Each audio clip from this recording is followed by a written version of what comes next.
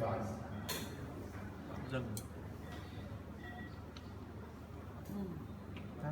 Initially, a small disc-shaped elevator is used to detach the membrane around the edge, and then a long curved elevator is used to detach the membrane majorly, which should extend 2 to 3 millimeters from the implanted breathing side.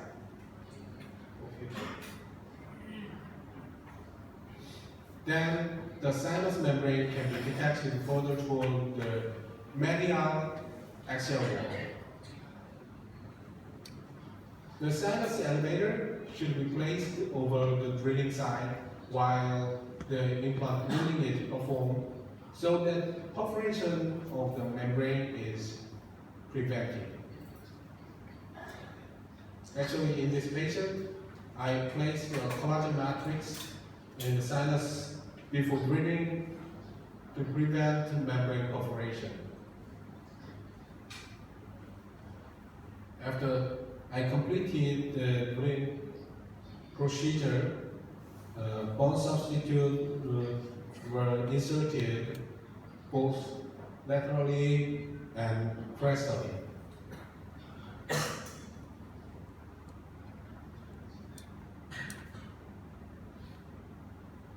So in this drawing, you can see the bone substitute material being inserted crestally and laterally.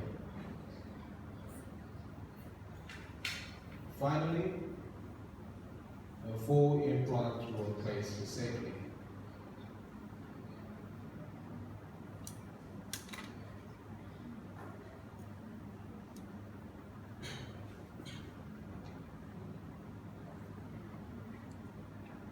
You can see that the bone material is positioned around the apex of each implant.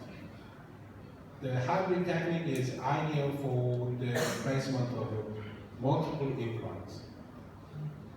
Healing was uneventful.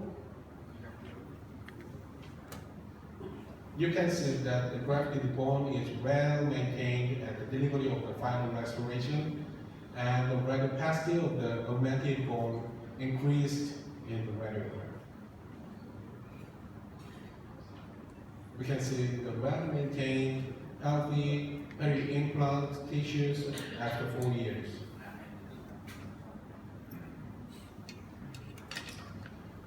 He was 38 years old who had expression due to severe aggressive periodontitis.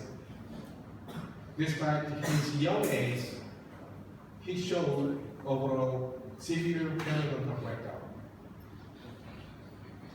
After extraction of multiple teeth, lack of available bone height was observed in the CDCT. As I explained, the hybrid technique was performed, and this is a 12-year follow-up. The marginal bone level and the augmented volume was still stable, even if he was very periodontally compromised patient. 12 years of follow-up. Single tooth gap can be simply restored by an implant using the hybrid technique. You can see the dome-shaped augmentation at the radiogram. Until 9-year long-term follow-up, the augmented volume is well maintained, and all the implant surface was surrounded by bone without exposure.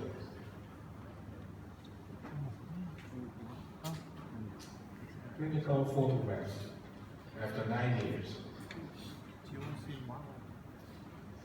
And I would like to share with you one important and unique clinical case report I published. This patient had extractions due to severe periodontal breakdown and was referred to me for the placement of implant in both posterior maxilla. From the preoperative examination, severely resolved alveolar bone ridge and severe pneumatization were observed. After reflection of the full thickness flap, the original hybrid technique was performed as usual. These are the clinical photographs on the day of the prosthetic delivery 7 months later.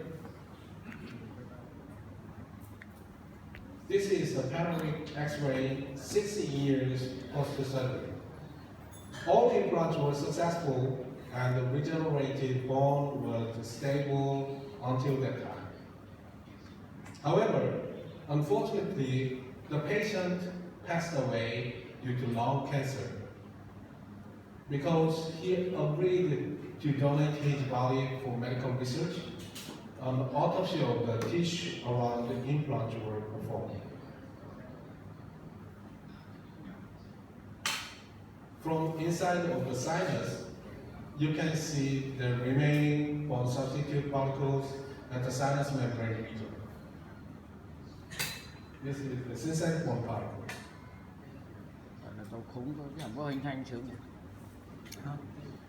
Firstly, a micro-CT scan has been taken. These are the images of the left maxilla. The cross-sectional view shows well-regenerated trabecular bone pattern, which is mixed with the red-packed synthetic bone particles. The excess slope was spontaneously healed with deep corticali.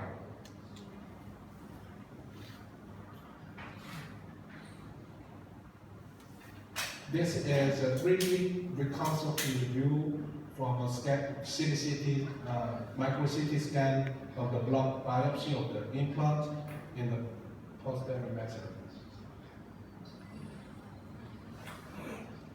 We can see that particles and new bone is covering the apex of each implant.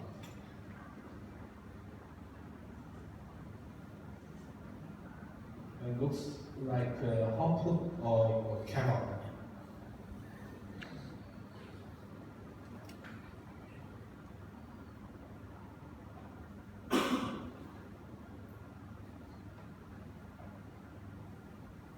Histologic slides were made. Pink color indicates uniform bone, and black dots indicate the remaining synthetic bone particles. Some re-pneumatization occurred, but the level was limited up to the implant apex.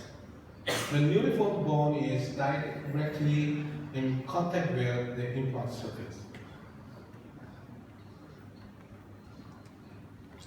This implant is also showing similar features. High ratio of bone to implant contact is observed. The right maxilla also shows dome-shaped augmentation around the implant. It looks like a camera as well. In histology as well, considerable bone formation was found around the implant. I have published 8-year long-term clinical outcomes of the hybrid technique compared to the control group with sufficient native bone. The average remaining bone height was 4.3 millimeter in the hybrid group and 13 millimeter in the control group. Both groups showed high rates of cumulative survival rates. There were 2 implant failures in the test group and 1 failure in the control group after mean 8-year follow-up. In the failure cases, implants were replaced at 3 months after the explantation, and no further sinus augmentation procedure was needed. The mean augmented bone height was stable, maintenance up to 4 years. Peri-implant marginal bone loss in the hybrid group was similar to the control group, during fall period.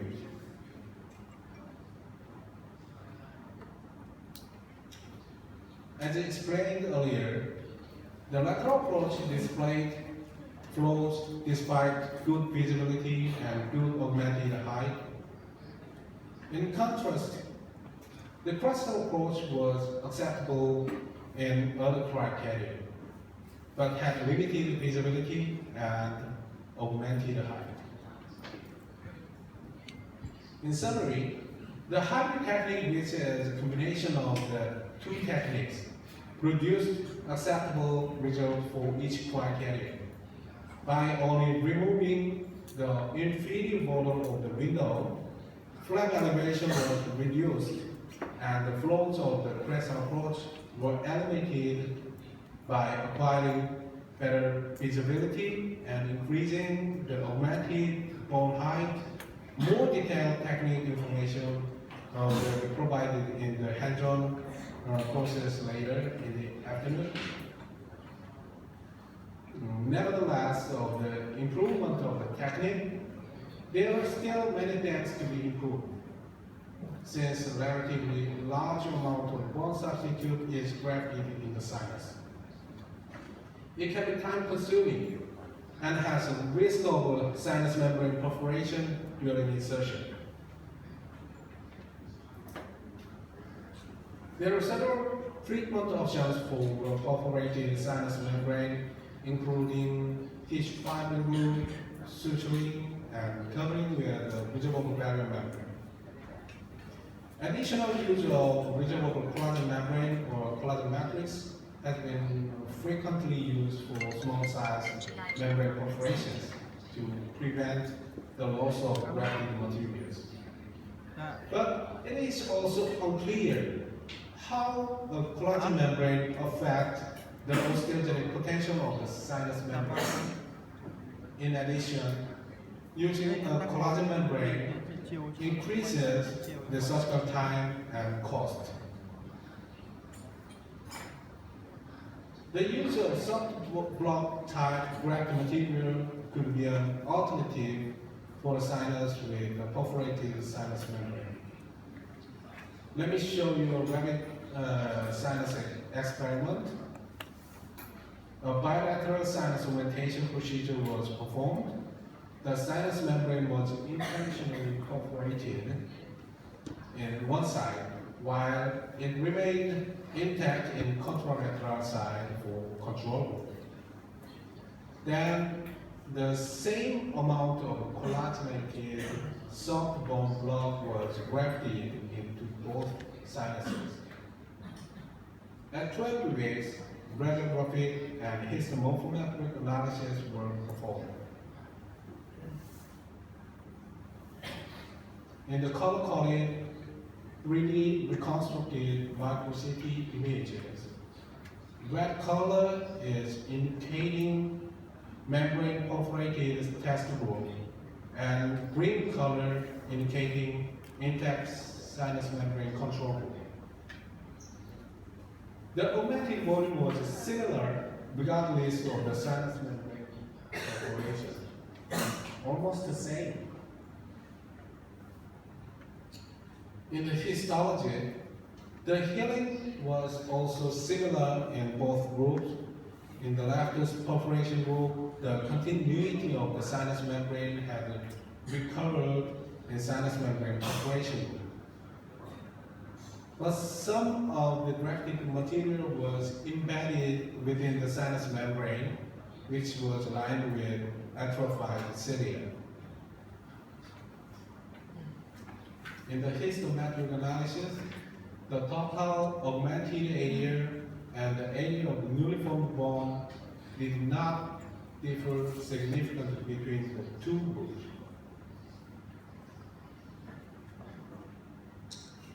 Based on this preclinical evidence, let me show you some cases of membrane perforation.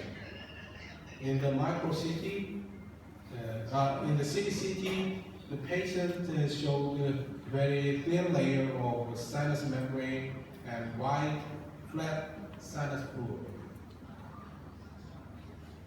In the literature, It is reported that more membrane perforation tends to occur in the wide and flat sinus fluid.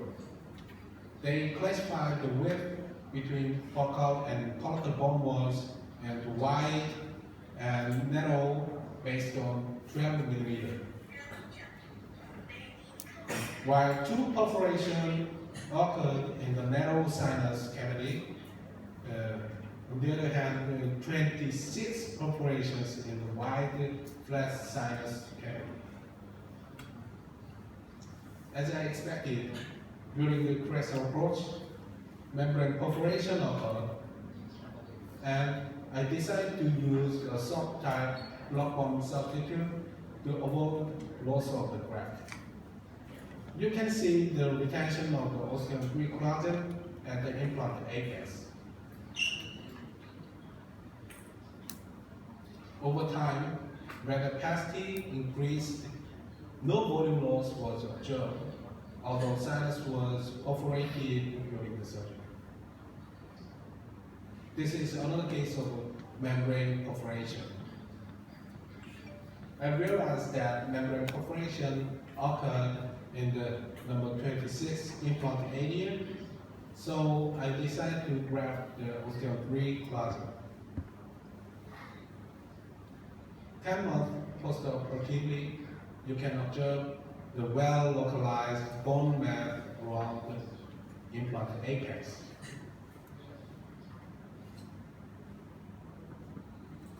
Osteoid collagen can also be applied to the lateral approach using a hybrid technique. Let me show you a case. Hybrid technique using osteoid collagen was planned. Approach around 2 to 3 millimeter of bone height was available at number 17 to site. For the convenience of window preparation, 3 kinds of drill were used. Big round diamond burr of the Task Simple kit for vocal bone thinning, small diamond burr, and finally piezoelectric round. Small access slot was prepared.